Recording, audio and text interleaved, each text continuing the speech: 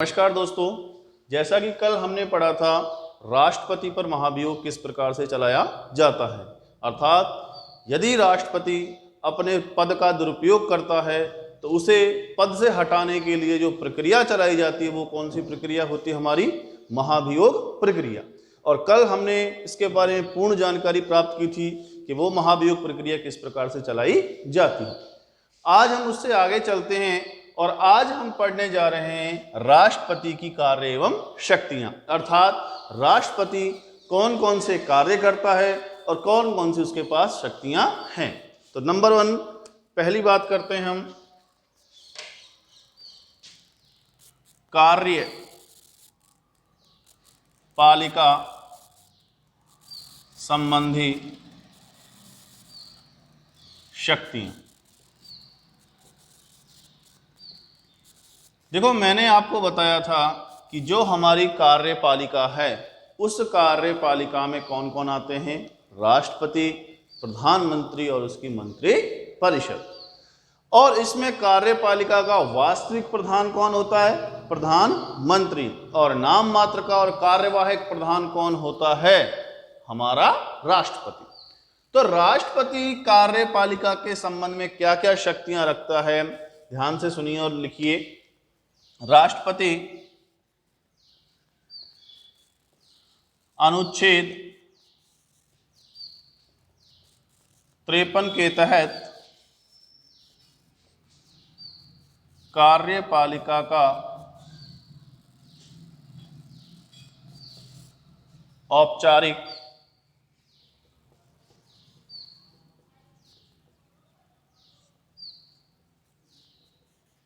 प्रधान होता है। राष्ट्रपति अपने पद पर रहते हुए अनेक प्रकार की नियुक्तियां करता है, जैसे प्रधानमंत्री की सलाह पर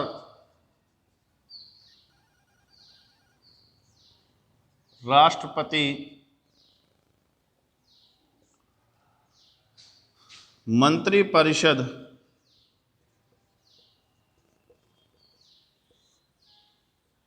की नियुक्ति करता है। इसके अतिरिक्त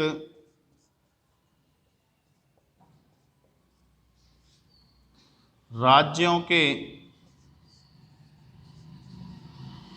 राज्यपालों, न्यायाधीशों,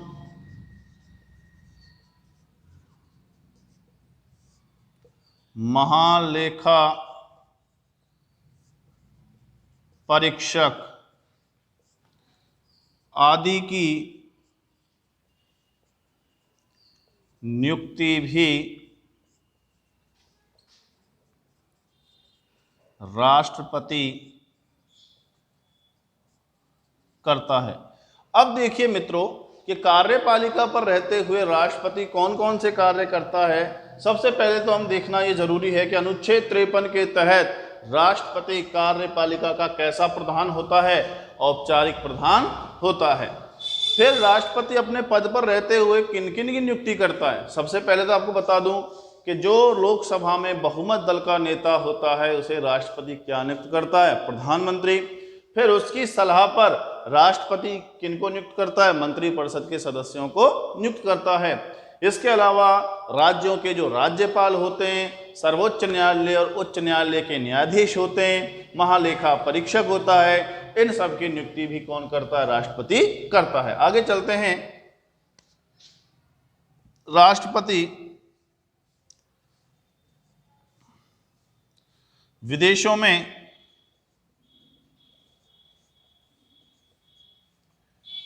राजदूतों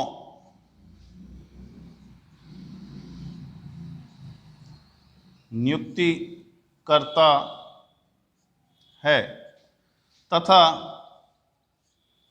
विदेशों में किए जाने वाले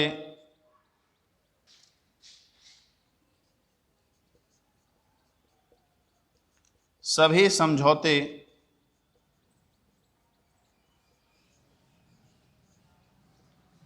राष्ट्रपति के नाम से होते हैं। ठीक है, कि जो हमारे राजदूत होते हैं विदेशों में, उनकी नियुक्ति भी कौन करता है? राष्ट्रपति करता है। और विदेशों में, विदेशी देशों के साथ जो भी हमारे संबंध स्थापित होते हैं, समझौते होते हैं, वो किसके नाम पर होते हैं? राष्ट्रपति के नाम पर होते हैं। तो यहां से इसी में आगे चलेंगे अभी।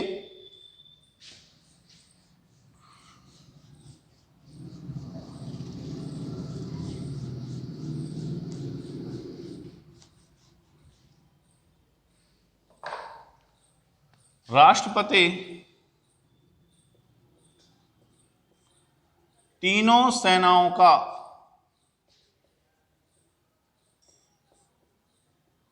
क्या होता है? सेनापति।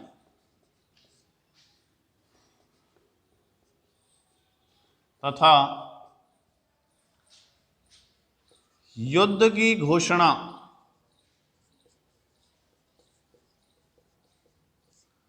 प्रधानमंत्री की सलाह पर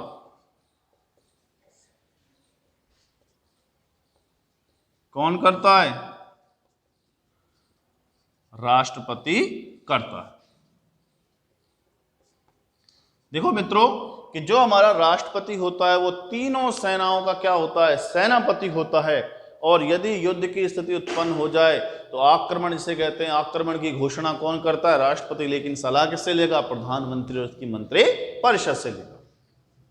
तो ये राष्ट्रपति की हमारी कार्यपालिका संबंधी शक्तियां होती हैं। वो विभिन्न नियुक्तियां करता है, कार्यपालिका का औपचारिक प्रधान होता है, विदेशों में भी राजदूतों की नियुक्ति करता है, और तीनों सेनाओं का क्या होता है? सेनापति होता है।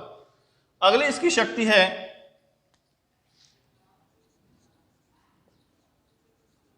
विधायी शक्ति। देखो विधायी यानी कि कानून निर्माण से संबंधित राष्ट्रपति के पास कौन कौन सी शक्तियां होती हैं। देखिए, राष्ट्रपति संसद के अधिवेशनों को बुलाता है तथा समाप्ति की घोषणा भी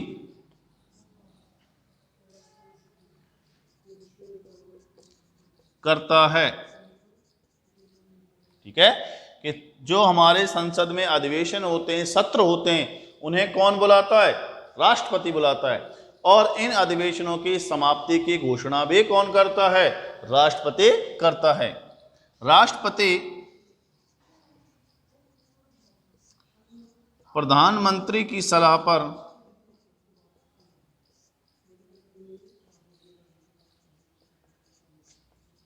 संसद को, या लोकसभा को कहें हम, लोकसभा को कार्यकाल से पूर्व में ही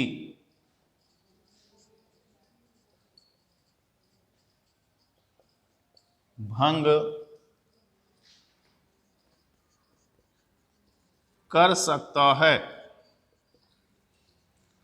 अब तक भारत में 9 बार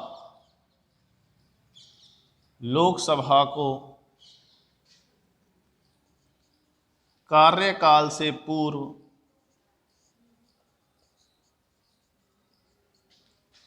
भंग किया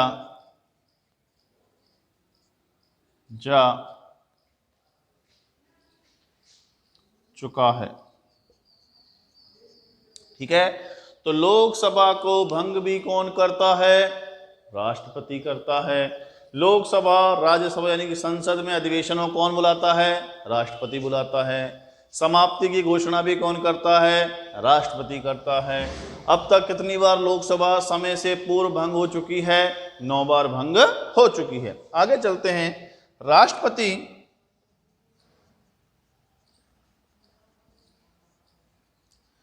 कानून निर्माण प्रक्रिया में अहम भूमिका निभाता है जब तक किसी भी विधेयक पर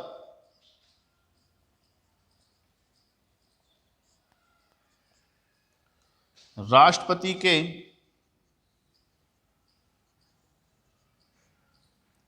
हस्ताक्षर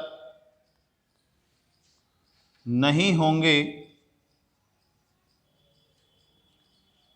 तब तक वह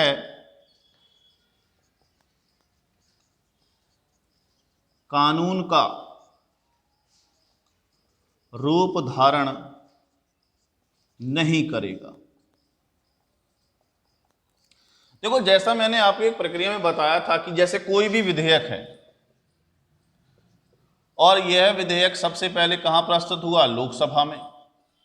लोकसभा से पारित होकर कहां जाएगा? राज्यसभा में। और राज्यसभा से पारित होकर कहां जाएगा? राष्ट्रपति के पास। और राष्ट्रपति के हस्ताक्षर होते ही ये क्या बन जाता है? कानून बन जाता है। तो कानून निर्माण में राष्ट्रपति कोई भूमिका निभा रहा है या नहीं? अरे भाई, बिल्कुल निभा रहा है। देखो, लोकसभा से पारित हो गया, राज्यसभा से पारित हो गया, लेकिन अभी है क्या? ये विधेयक ही तो है। कानून कब बनेगा? जब राष्ट्रपति इस पर क्या कर देगा? हस्ताक्षर कर देगा। और हस्ताक्षर होते ही क्या बनेगा? कानून। तो जब तक राष्ट्रपति किसी विधेयक पर क्या नहीं करेगा? हस्ताक्षर नहीं करेगा, तब तक वह विधेयक कानून नहीं बनेगा। It's clear? ओके, आगे चलते हैं।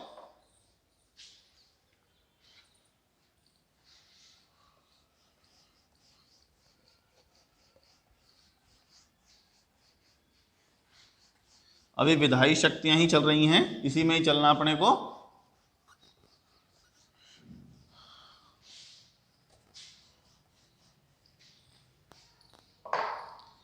विधायी शक्तियों में आगे चलेंगे।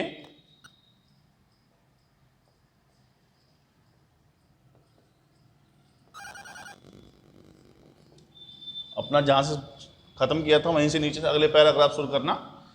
यदि संसद का अधिवेशन ना चल रहा हो और उसी समय किसी विशेष कानून बनाने की आवश्यकता हो तो राष्ट्रपति अनुच्छेद 1, 2, 3 अर्थात 123 के तहत अध्यादेश जारी कर सत्र बुलाता है तथा कानून का निर्माण होता है। देखो, मैंने जैसा आपको बताया था कि कानून कब बनेगा? जब संसद में क्या चल रहा हो? अधिवेशन। क्या चल रहा हो? अधिवेशन चल रहा हो, क्योंकि अधिवेशन में हमारे क्या बनते हैं? कानून। लेकिन ऐसी परिस्थिति आ जाए कि अधिवेशन ही ना चल रहा हो और कोई तुरंत प्रभाव से क्या चाहिए? कानून। अब कानून कब बनेगा? जब क्या चल रहा हो? अधिवेशन। अब क्या करें? तो ऐसी स्थिति में जब संसद का क्या ना चल रहा हो, अधिवेशन ना चल रहा हो, तो ऐसी स्थिति में कानून बनाने के लिए राष्ट्रपति अनुच्छेद 123 के तहत क्या जारी करता है? अध्यादेश, और सत्र को बुलाता है और जो कानून की आवश्यकता है उस कानून का निर्माण होता है। तो ये भी शक्ति किसके पास है? राष्ट्रपति के पास। इसी में आगे चलते हैं। राष्ट्रपति किसी भी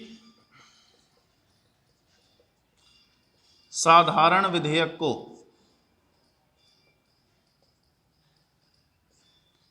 एक बार पुनर्विचार के लिए वापस संसद भेज सकता है, लेकिन पुनर्विचार के बाद आए हुए विधेयक पर राष्ट्रपति को हस्ताक्षर करने ही होते हैं, लेकिन यह हस्ताक्षर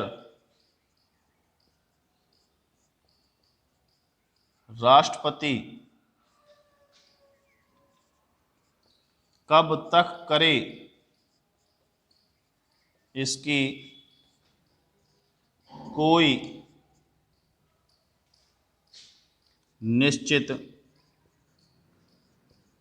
समय सीमा नहीं है। यह राष्ट्रपति की वीटो पावर कहलाती है।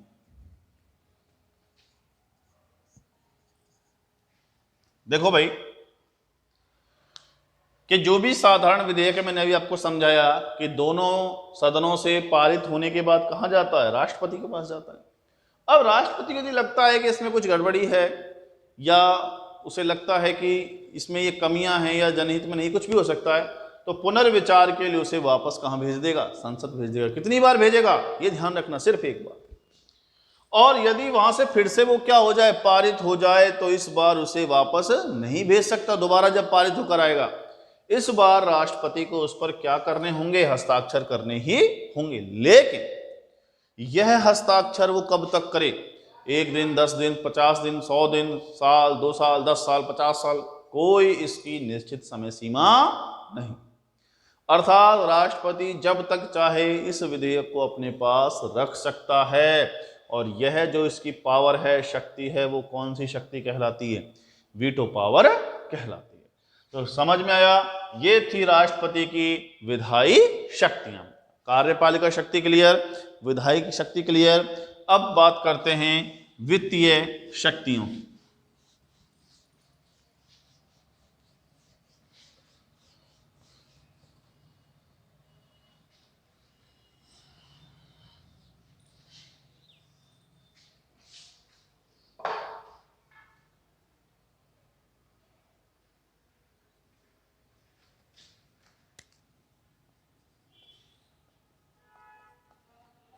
वित्तीय शक्तियों,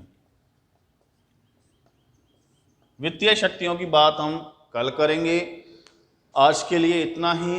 आपको ये ध्यान से नोट करना है, ध्यान से उतार करके रख लेना है, और हम इसके चेक करने के लिए आपके घर पर आएंगे। ठीक है, तो आज के लिए इतना ही, बाकी बात करेंगे कल। नमस्कार।